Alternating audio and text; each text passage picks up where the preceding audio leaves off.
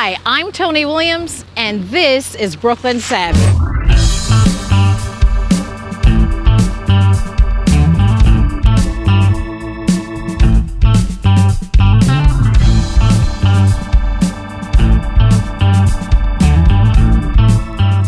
Hi, I'm Tony Williams, and welcome to Brookly Savvy. We are pleased to have two, I think, phenomenal women with us today on Brookly Savvy. We have Emily Miles, and you are the Chief Policy and Officer for FPWA, and Aleciah Anthony, and you are the Director of Programs. And the reason that I'm saying that you guys are phenomenal is because of the work that I've seen you do over so many years. You do work that really touches people's lives. It changes people's quality of life. It changes outcomes. So I just think that you all are in the trenches, and I just applaud you for that. So that being said, let's talk about what we're here to speak about, which is this whole area of community trauma. So why don't we first start, Aleciah, by talking about what is trauma? Sure. In our work at FPWA, we recognize trauma to be harmful experiences that people in the communities go through on a daily basis. Now, that could be on a small scale, but that can also be on a large scale. So when we talk about community trauma, what we're really looking at is the negative impact for a whole entire community, right? So it's trauma that goes beyond an individual experience, beyond a family experience, and it reaches an entire community. And mostly that is based off of their shared experiences and as it relates to structural violence and oppression. Now, but I want to talk also about what it means to be traumatized. Phyllis, you want to insert in here? Well, trauma, when someone's traumatized, it's when something happens outside of you that you don't have the emotional resources to manage. So, Tony, you and I could be standing in the room and see something that is disturbing. I might be traumatized by it and you might not be. It's highly individualized. If you had the resources to manage whatever that incident was, you'd be okay. But if I didn't, then I would be traumatized. So basically. Now my question is, when we talk about a community being traumatized and we talk about historical trauma, is it something that people readily believe? Because oftentimes folks want to blame communities for the situations that they find themselves in. So can you respond to that? Is Sure. the studies, the evidence that supports what it is that you're saying? Sure, it is a controversial topic, especially in the society that we live in today, which is very much based on individualism, right? But we know from a historical perspective that community trauma is real, right? It is about the intentional structural violence that a targeted group of people experience. So we look at experiences like slavery, for example, or even as recent as raids on immigrant communities, or the unarmed, or the killing of unarmed Black women and Black men in our communities, right? And we know that to be real. We didn't imagine it to happen. And so even though in this society where individualism is prevalent and predominant, we know that in communities, especially poor communities of color, that people have been dealing with these issues for years, navigating the systems that have been set up to help us. And so when they have difficulty navigating those situations, right, it takes away from their individual ability to make the decisions that they need, have the resources that they need. And let's not even talk about how communities of color are under-resourced, right? And how they don't have the infrastructure necessary to build those supports on. So how is this trauma passed down? Because if you're talking about community trauma, you are talking about something that has, on some level, has to be passed down. It can be generational as well, and it stays within a community, within a family many times because of the support networks and what is unique to each family, what they've lived and how they've coped with it. Coping skills come into play. Whatever resources are or are not available, as you mentioned. So it does get passed on. With trauma, you develop a lot of different symptoms. Also, depending on the level of trauma, you can have anxiety, PTSD. You've seen on different levels. Community, it could be individuals, it could be children, it could be individuals that live in a community that are traumatized from fear, from violence, from, there's so many facets of that. And that's where you do see it passed down. It depends on how the family has coped in dealing it on the first generation and then how it's been passed down. Johnny, be safe when you go outside. I'm just saying if it's community violence, that child has now been raised with that fear of going outside and what he or she sees around them and how they're going to cope. So it can go on and on that way until there's an intervention, which could be hopefully on the community level or within the resources of that particular family in coping. And also, what happens is often there's a learned helplessness. Yep. So trauma, people that are traumatized, then they start feeling not really very powerful. It takes away your power. So if you feel helpless and you just can't move. So very often when even the resources are there, you are not taking advantage of them. You're caught in this cycle. And I think that that's what happens very often in communities that have had a lot of negative impact. What about the brain science? And I'm not sure anyone here can speak to it, but does it get into your DNA some kind of way, which I find that's really pretty amazing. Whether it's genetic or not, I don't think that there have been such studies that detailed in finding that, but definitely behavioral patterns have been set up. And, as far as how communities and families cope, symptoms have been established that are very common depending on the anxiety or the pressure of what each individual is living, their threshold for tolerance.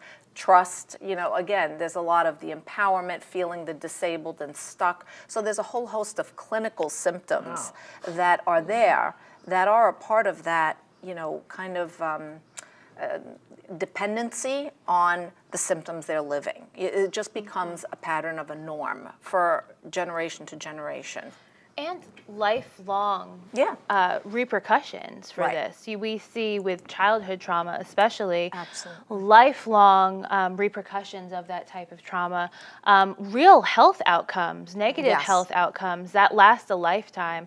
And many times those can get passed down throughout generations as well. Yes. So there are many facets. Right. And Because you may not be aware as a parent That's what that I you're was gonna even say. passing this down. Absolutely, and it's some of what we've already been talked about in terms of families having response and default response mechanism to what is happening. And if they don't know they're traumatized, like let's be real, like this wasn't a term that existed like when my parents were raising me. Right. And so Right. they didn't know they were traumatized, although they had a history of, being in the Jim Crow South. And if they then pass on their beliefs, their coping mechanisms, as was mentioned to me, like then that becomes part of who I am, right? It is part of who I see myself in the world. It is part of how I navigate the world, right? I don't navigate the world on my own terms because all of this information has then been kind of driven into me. And so I So think how do we disrupt this? Because it almost sounds as, okay, I'm a victim, I'm powerless, a lot of they're negative. That's a lot of negativity. So how do we build any kind of spirit of resiliency?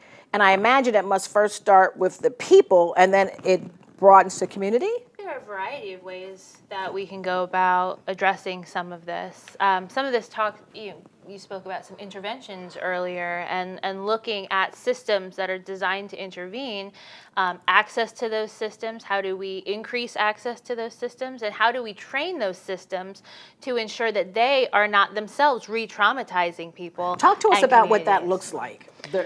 Right, so that's some of the work that we do at FPWA. Aleciah leads on the programmatic side, and we have some policy work that we do as well, looking at some of these systems. So at FPWA specifically, we look at the human services sector. So we look at organizations that are designed to really be on the front lines to provide services and access to services. But what does it look like when those organizations are either not trained in trauma themselves and trauma-informed care, and so they don't know how to approach communities, they don't know how to approach individuals who may be traumatized. But then what does it also look like when those organizations themselves can re-traumatize people? How about that? Right. Well, cultural sensitivity is a very big portion of that, and how to understand the client that's coming to you and the nuances of what they're trying to say, and respecting that, and respecting therapy or any intervention within those particular boundaries of the culture, and also trust, and the, you know, being able to encompass trust for the patient or the person reaching for the help, and also empowering them and giving them hope and giving them options, putting the control back in their hands. So that's a lot that, you know, I think trained depends on the program and who the service delivery person or people or organization is there's a lot of specific clinical, I think, issues that arise from helping and not re-traumatizing. And then I would also add to that, you know, also thinking about the community as being the expert in what they need. So when we talk about disrupting patterns, right, we need to figure out what are the solutions. But those solutions have to be based in a community vision, right? If you're outside the community, you can't create solutions for that community and expect for them to work. And so we have to see communities as resilient and vibrant, even in the midst of the oppression and the trauma. Yes. Right. Talk to us about the ACEs study, though, in terms of so that our viewers can understand those experiences that create trauma in lives. So I think it was in the early 90s, I want to say, that the ACEs study was released, and ACEs stands for Adverse Childhood Experiences. And It's really important that people understand that. absolutely, Adverse right? childhood experiences, Absolutely, because this, as it was mentioned, you know, when children experience this level of violence, it carries through their entire lives. And so what the study looked at was it looked at isolated incidences happening within families, right? Divorce and violence and sexual abuse. And what the study ultimately says is that if you have a certain amount of ACEs, you are more likely to be living in trauma, experience mental health issues and health issues in general, and be living in poverty. And that was kind of groundbreaking, right? And so since that time, other organizations have begun to use that work as a foundational block. Like out in California, they even created adverse community experience. So extending it beyond just the individual level and looking at what those experiences do to communities. Because when you have even, I think it's more than 2 or 3 ACEs, you know, on this survey, then you are more likely to experience trauma. So imagine a community full of people, right, that have more than 2 or 3 or 5, and in some instances 10 across the board. Wow. They are impacted by all these things. And the ACEs study also showed the correlation between trauma and health outcomes. So people that had a high level of ACEs on ACE score, high score, they were more likely to die of heart trouble,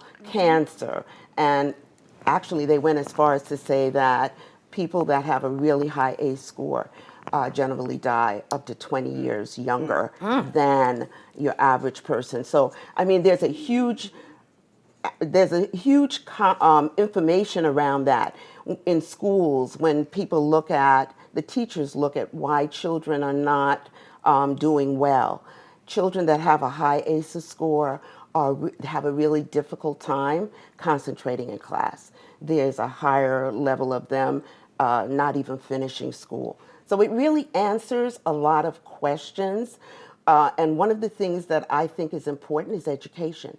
Because once we talk about this, once we understand how pervasive trauma is within And our take it community. seriously, not Take like, it oh, seriously. trauma, oh, you're not coming, you ain't traumatized. You know, Respond yes, appropriately. exactly. Right. Yeah, once we figure out how to respond appropriately, then we have a better chance of really mitigating all of the effects of trauma.